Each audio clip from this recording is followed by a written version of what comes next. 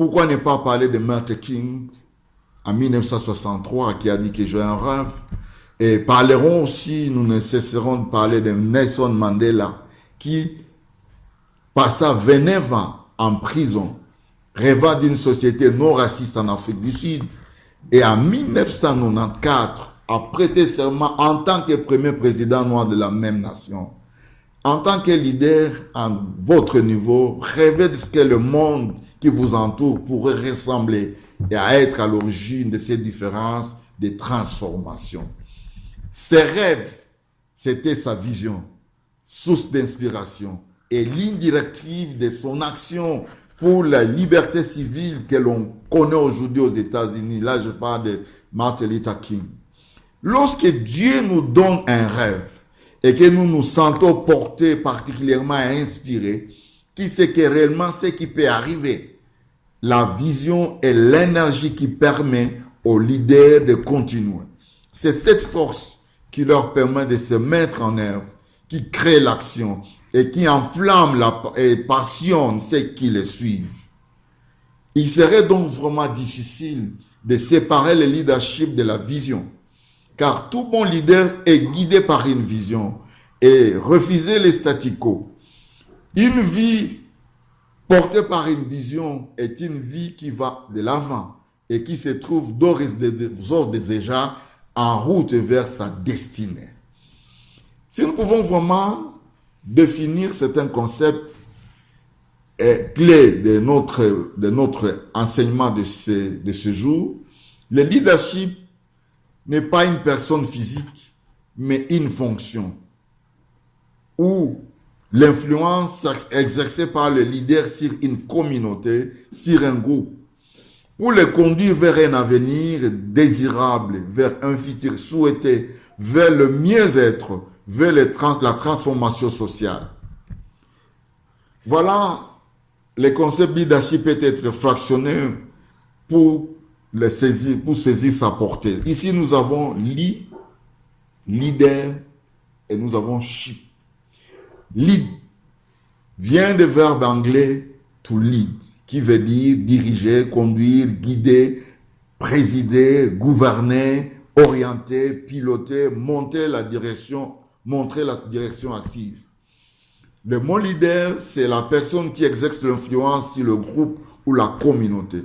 C'est le porteur de la vision pour le changement transformationnel de la communauté. C'est celui qui voit une aiguille à la claire lune pendant que le commun des mortels attend la lumière du soleil. C'est quelqu'un qui connaît le chemin, qui a parcouru le chemin et encourage les autres à voyager avec lui sur le même chemin. C'est quelqu'un qui voit la fin d'un voyage quand il est encore à la gare du départ. Ship, de l'anglais bateau ou navire, les gouvernants du bateau ou des navires se trouvent derrière le poussière. Même dans une pirogue, le dernier pagailleur est le leader et le conducteur de tous les passagers à bord. Et c'est bien lui qui détermine la direction, les stations et toutes les manœuvres qui doivent prendre les navires. Leadership alors, ce n'est rien d'autre que l'influence exercée sur un groupe, une entité, un peuple, une communauté pour les conduire vers le plein potentiel.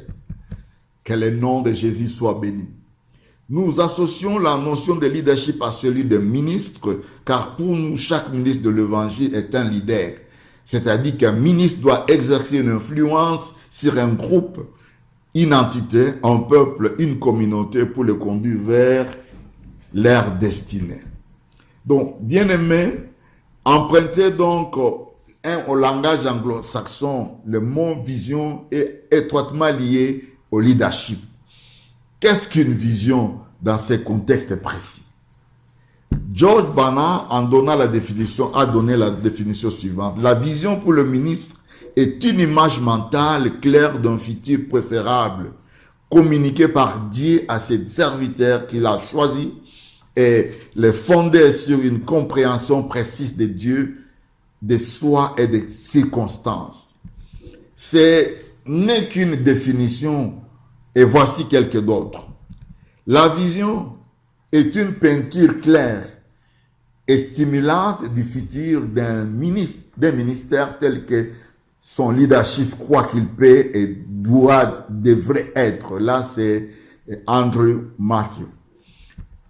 Avoir une vision, c'est d'entrevoir comment le futur sera particulièrement meilleur à cause des changements spécifiques. Là, nous avons Joseph Bayen. Et la Bible parle également de vision, écrit la vision, grave-la sur les tablettes, de sorte qu'on puisse la lire clairement. Habakkuk chapitre 2, verset 2. Pour moi, la vision est une représentation mentale de notre futur. C'est l'image mentale de notre avenir. À la lumière donc des citations précédentes, nous pourrions définir donc la vision sous sa forme la plus rudimentaire comme étant l'image du futur suscitant en nous une passion qui nous pousse à la réaliser.